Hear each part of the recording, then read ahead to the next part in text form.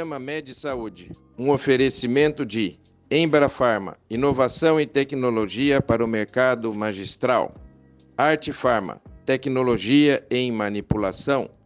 Medical Camp, equipamentos e produtos médico-hospitalares. Neomex, o paciente em primeiro lugar. MHV Cardio, cuidando bem do seu coração. Olá!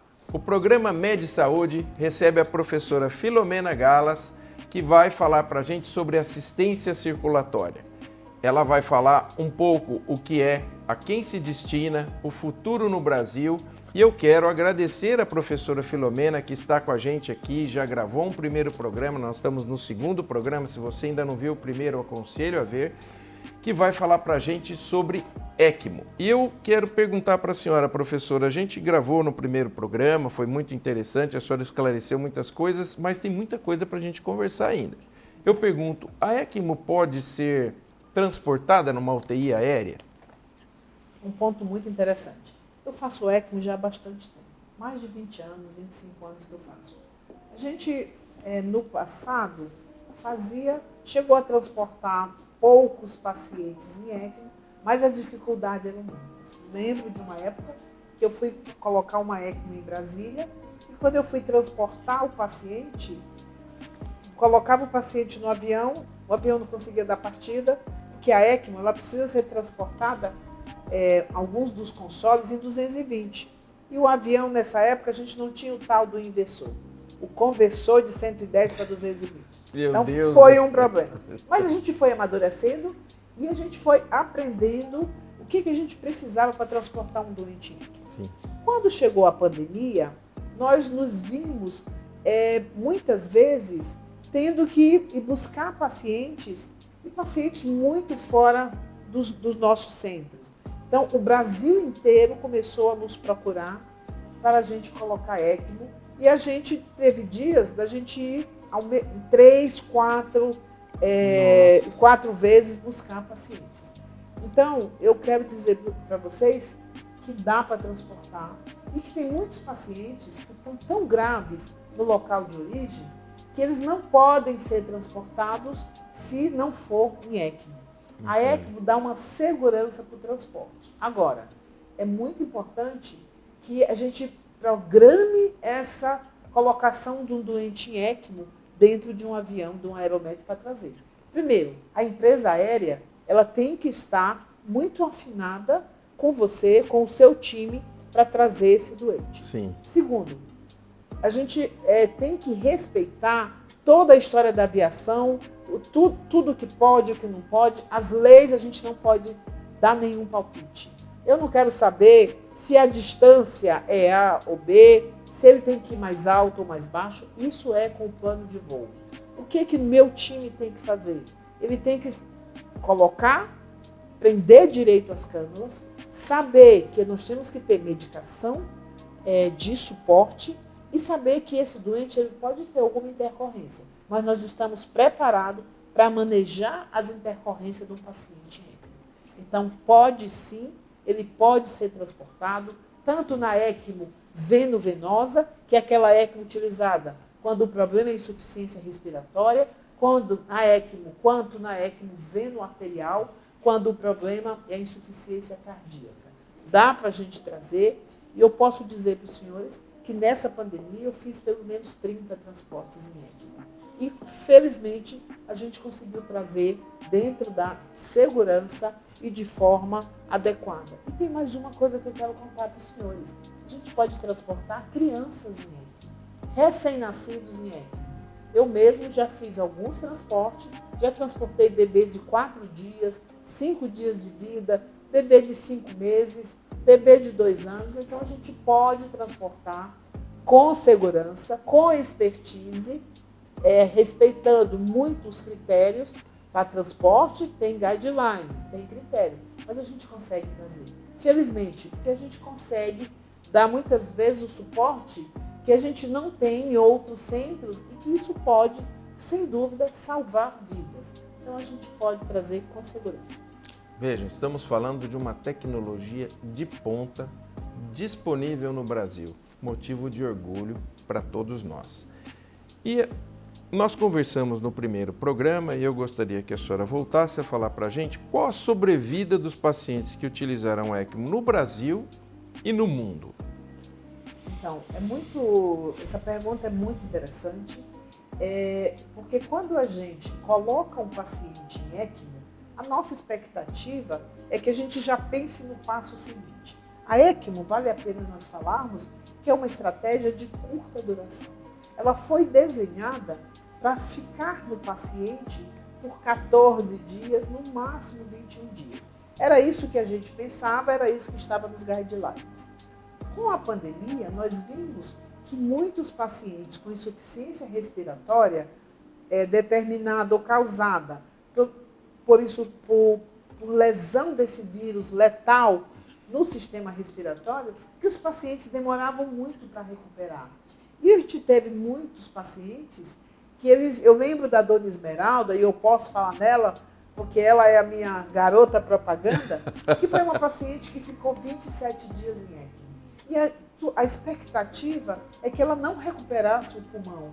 Mas eu ia todos os dias, várias vezes, e dizia, ela vai recuperar.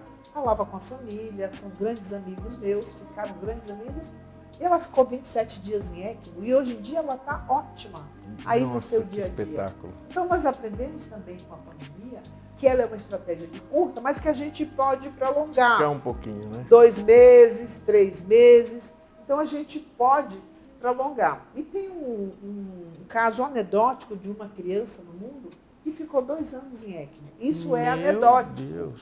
Mas, claro, várias trocas de membrana, mas pode.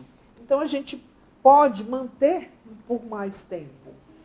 E quando a gente fala em sobrevida, o que a gente quer é a sobrevida que seja 100%.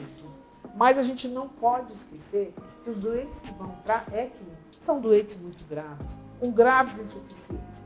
Então, quando a gente vai ver os dados da ELSO, da plataforma ELSO, a sobrevida geral é em torno de 50%. Os melhores resultados são nas ECMOs neonatais ou nas ECMOs pediátricas, que chega até 60% a 75% de sobrevida. Que espetáculo! A ECMO veno-venosa tem uma sobrevida maior do que a ECMO veno-arterial. Quando a gente traz para os nossos dados aqui no Brasil, então nós acabamos de publicar um trabalho da nossa experiência do Hospital Sírio-Libanês, das ECMOs veno-venosas em pacientes acometidos por insuficiência respiratória pelo Covid-19. A nossa taxa de sobrevida foi em torno de 49%. Então, ou seja, a gente ficou muito feliz, porque a gente conseguiu devolver para as famílias 50% desses pacientes onde a mortalidade seria acima de 80%. Muito bom, professor. E eu pergunto, quais os profissionais que estão habilitados para passar ECMO? Para passar ECMO, primeira coisa, nós temos que ter um treinamento. Então, o médico, o intensivista, o anestesiologista, o cirurgião. O cirurgião, que eu fiz o curso. O cirurgião, ele está habilitado a passar. O que a gente sabe é que para um centro ser considerado um centro de ECMO, ele tem que ter ao longo do ano pelo menos 3 ECMOs. Sim. Então, porque se você não passa nenhuma nesse ano, uma no outro ano, é claro que o grupo fica desmotivado, ele vai perdendo ali o passo a passo da passagem de ECMO. Então, e assim, ECMO não é só a canulação. ECMO, na minha opinião, a canulação é muito importante, mas tão importante como é o manejo. E para esse manejo, pode ser, no time nós podemos ter enfermeiros, nós podemos ter fisioterapeutas. Então, um time que vai manejar esse paciente, o dia a dia desse paciente. Eu quero lembrar aos senhores, aqui a canulação é a instalação da cânula nas veias, quando ela for veno-venosa, ou na veia e na artéria, quando ela for veno-arterial. Isso, claro, é um passo importante. Mas eu acho que até mais importante do que isso, né, professora, é manter o dia a dia. Lembre-se que esse paciente vai ter que ser submetido a banho, ele vai ser mobilizado no leito, essas cânulas podem soltar, pode ter entrada de ar. Então, são tantos detalhes, porque veja, é um paciente já muito grave, que está com uma terapia muito importante, esse sangue sai do corpo, passa por tudo isso e volta, então é um paciente gravíssimo e que vai ser submetido a toda a rotina de uma terapia intensiva, não é, professor? Então, o manuseio disso tem que ser por pessoas muito bem treinadas, porque uma simples torneirinha, eu lembro que a senhora bateu na tecla comigo nisso, uma simples torneirinha que não vire adequadamente, pode entrar ar no circuito e fazer uma embolia nesse paciente. Então, muito importante, é realmente uma equipe muito bem treinada e, claro, habituada, né, professora? Tudo aquilo que a gente não faz, a gente perde mão, né? É isso mesmo. E o que é importante também é que no passado, a paciente ECMO ficava estanque no leito, sem se mexer. Muitas vezes até a mudança de decúbito era proibida. E aí a gente tinha doentes que acabavam saindo de ECMO, mas com múltiplas disfunções, com lesão de pressão, pacientes com perda muscular. Nós estamos na década da movimentação. Então hoje qual que é a ideia? O doente em ECMO é tirar da cama, é sentar na poltrona, é deambular com esse paciente. Olha dependendo do sítio onde a gente coloca essas cânulas, a gente pode ter movimentação. Hoje em dia, até fisioterapia, até utilizar a bicicletinha ou o motomed, a gente faz nesses pacientes. Então, eu tenho vários dos meus pacientes fazendo plena fisioterapia. Muitas vezes a gente consegue até tirar o tubo antes de tirar a ECMO. Então ele conversa, nos meus, como eu amo, eu dou Coca-Cola para eles mesmo. Então a gente dá Coca-Cola, dá sorvete. Então é muito importante aí essa integração do paciente com o meio até quando ele está em ECMO. Olha que interessante esse testemunho da professora Filomena, que é a maior autoridade em ECMO do Brasil, sabidamente. E eu pergunto, professora, a ECMO pode salvar pacientes com insuficiência respiratória refratária grave? Mas essa resposta a professora Filomena vai dar no segundo bloco do programa. Não saia daí, é um minutinho.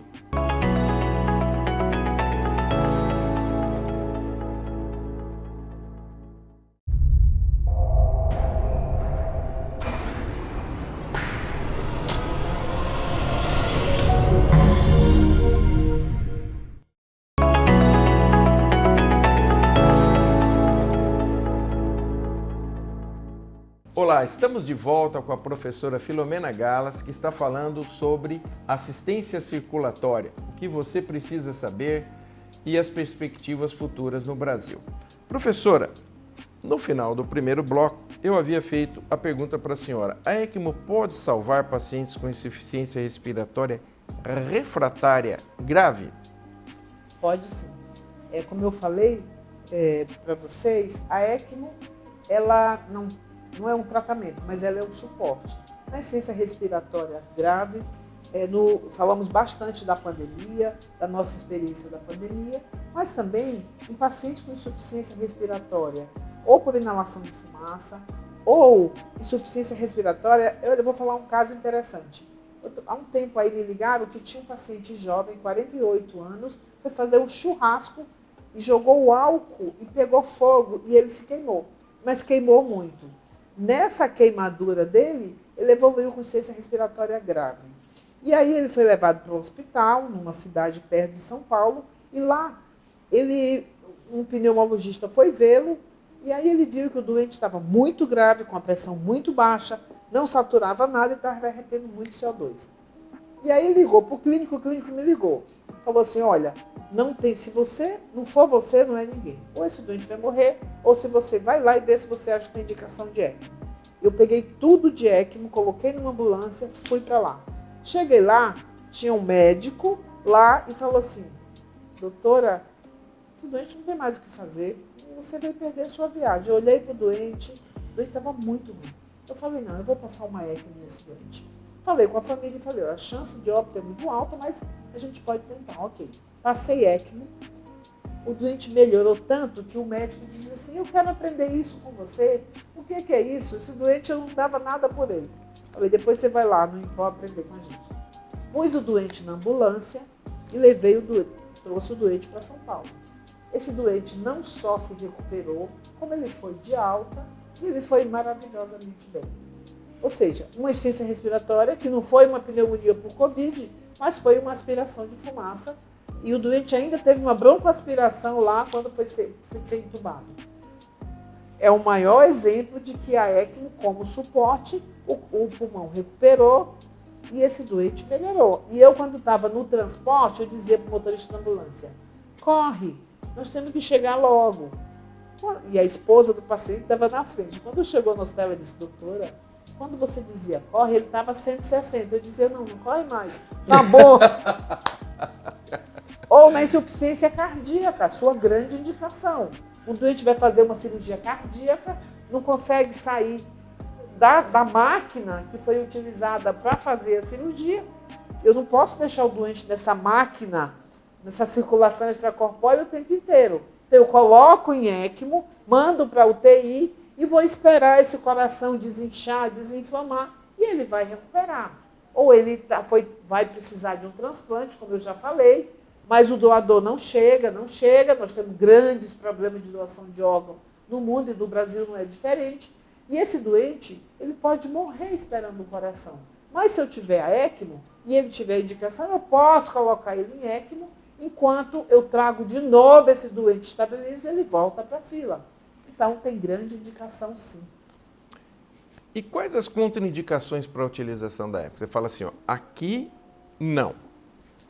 Como eu falei, a ECMO não pode ser utilizada como futilidade.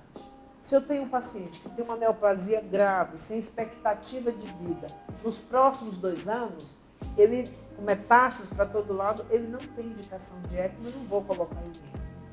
E uma contraindicação também na ECMO veno-arterial para a recuperação do coração é se o doente tiver um problema grave na válvula aórtica, chamada insuficiência aórtica importante. Nesse paciente, ele é contraindicado. É claro que muitas contraindicações que são relativas. E o mais importante é individualizar o doente. É conhecer o paciente e fazer uma discussão com o time, com o heart team, antes da indicação, para que sejam esgotadas todas as possibilidades da utilização de uma estratégia que salva vidas.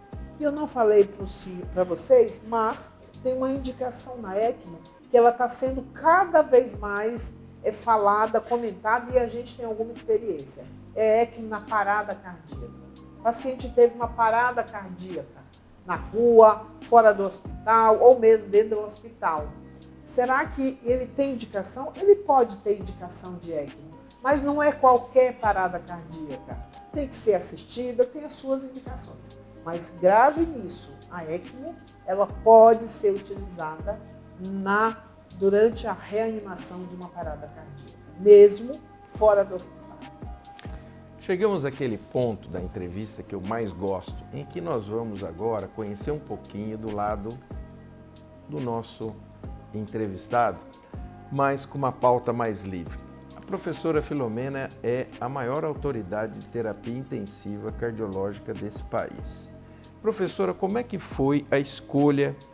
A senhora é anestesista, intensivista, como é que a senhora começou nesse caminho? Conta para o nosso telespectador, vamos conhecer um pouquinho da professora Filomena. Conta para a gente como é que foi essa paixão, como é que começou tudo isso. É sempre muito prazeroso falar disso. Eu sou uma pessoa egressa de escola pública.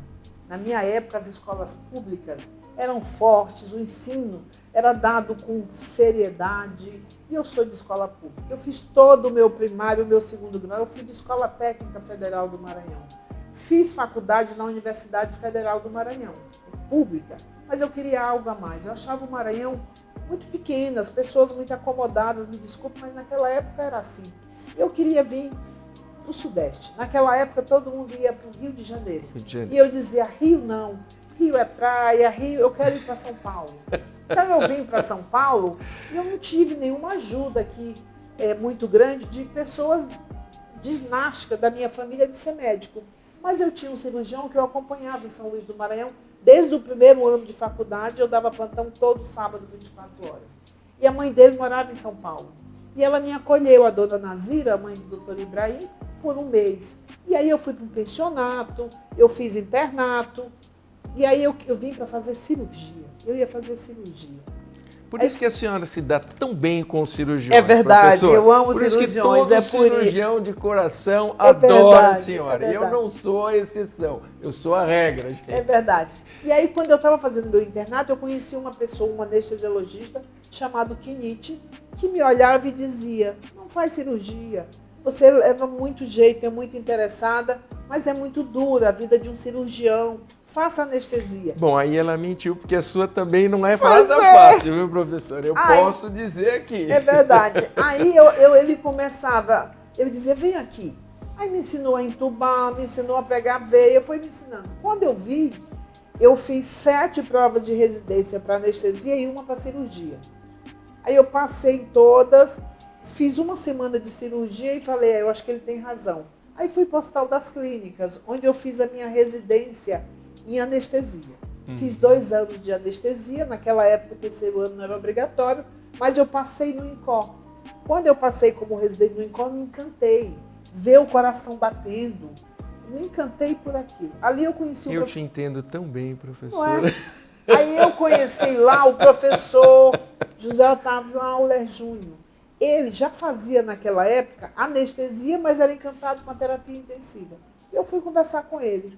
Eu falei, olha, é o meu sonho. Aí ele disse, olha, vamos fazer isso, que para mim deu muito certo. Porque quando você já conhece o doente que você vai chegar a tratar na UTI, é muito melhor. Você não vai começar de novo.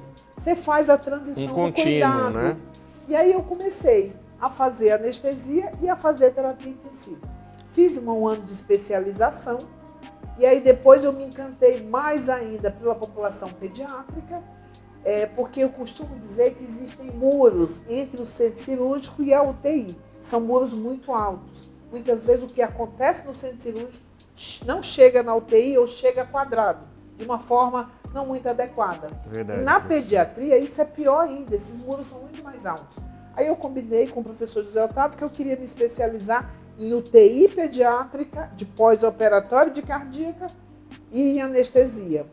Aí eu fui para o Einstein, fui para o HC, para pediatria, e fui para a Cleveland Clínica.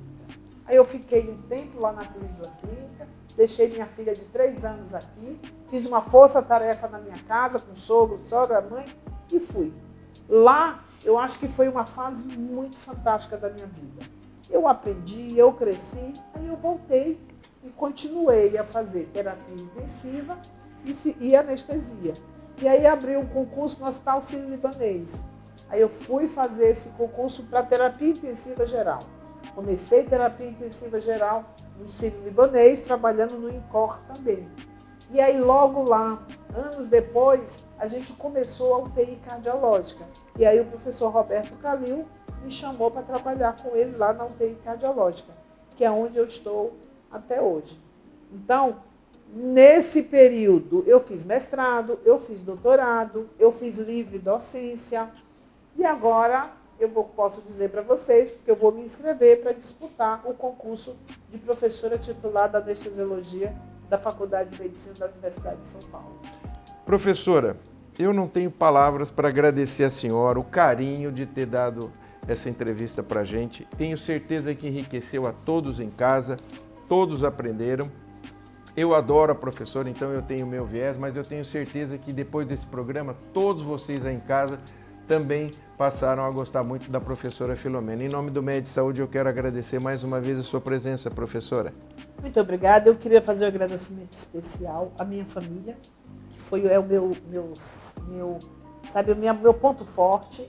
A minha família que mesmo na humildade, na falta de dinheiro e de recurso, sempre apostou no saber, na educação. Não. Você vai estudar. O pobre tem que estudar. Eu acho que o pobre e o rico tem que estudar. Então, a minha mãe Terezinha, que está com seus 90 anos, maravilhosamente bem lá no Maranhão. Maravilha. Toda a minha família, que é uma família de pessoas vencedoras, que veio lá de baixo, mas com muita fé em Deus, muita garra. Todo o meu time, meus colegas, doutora Célia, que está sempre aqui me ajudando, os professores Zé Otávio e Roberto Calil, que me estenderam a mão, e todos os meus colegas, tanto da UTI, que ficam lá me ajudando, fazendo as UTIs rodarem no centro cirúrgico. Então, não vou falar nomes porque eu posso ser injusta. Mas eu queria fazer um agradecimento especial ao meu time e a todos os médicos e aos profissionais da saúde. É isso aí. Med Saúde, o seu encontro semanal com a saúde. Eu te vejo na semana que vem. Um abraço.